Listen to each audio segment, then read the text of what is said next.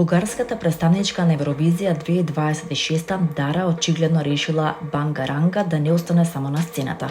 Во објава што кружи на социјалните мрежи, таа се појавува во прес-центарот и со насмевка му приоѓа на снимател, прашувајќи го дали му треба малку Бангаранга во животот. Токму овој краток и спонтан момент и го донесе и прекорот Бангаранга Queen меѓу евровизиските фанови. Дара годинава ја представува Бугарија на Евровизија со песната Бангаранга, а нејзиниот настап веќе привлече внимание поради силната енергија, впечатливиот наслов и само уверениот сценски пристап. Официјалниот профил на Евровизија ја представува како една од големите поп звезди на современата бугарска сцена, а Бангаранга е нејзината песна за Виена 2026.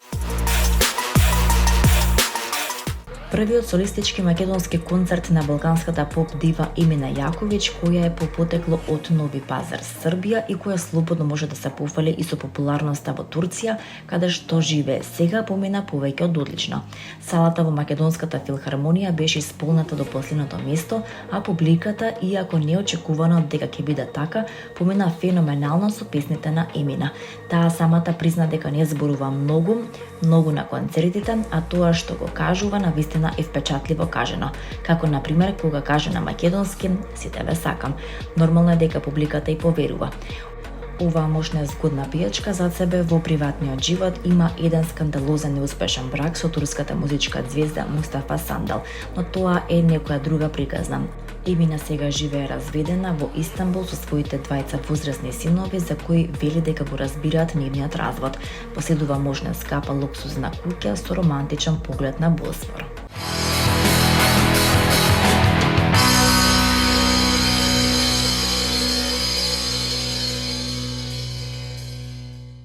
Девид Гета за 35 денари ќе биде главната музичка атракција на 35 годишнината од независноста на Македонија.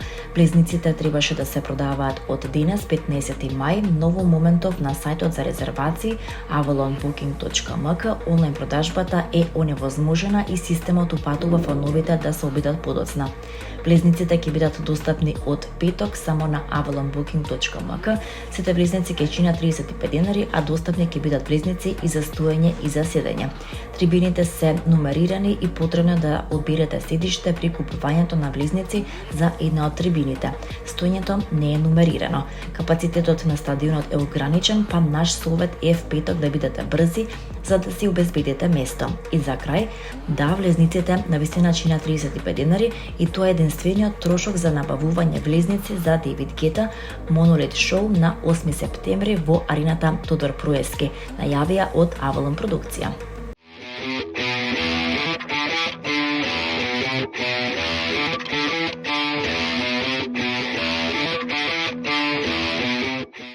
Во среда со почеток во 20 часот оркестрот на Македонската филхармонија ќе одржи концерт насловен Пролетен поздрав од Австрија, бисери на класичната музика во соработка со австриската амбасада во Скопје.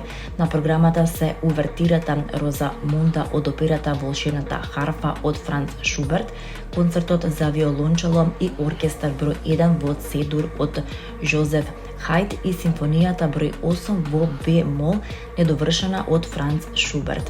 Елизабет Алт Виена започнала да учи пијано на високата музичка школа и настапувала како солистка и со камерни музички асамбли пред да започне да студира диригирање кај Џејмс Мур, Мајкл Гилен и кај Леополд Хагер. Нејзиниот прв поголем ангажман бил како помошник диригент во Виенската национална опера во сезоната 98-99, каде што дебитира диригирајќи Ја свадбата на Фигаро.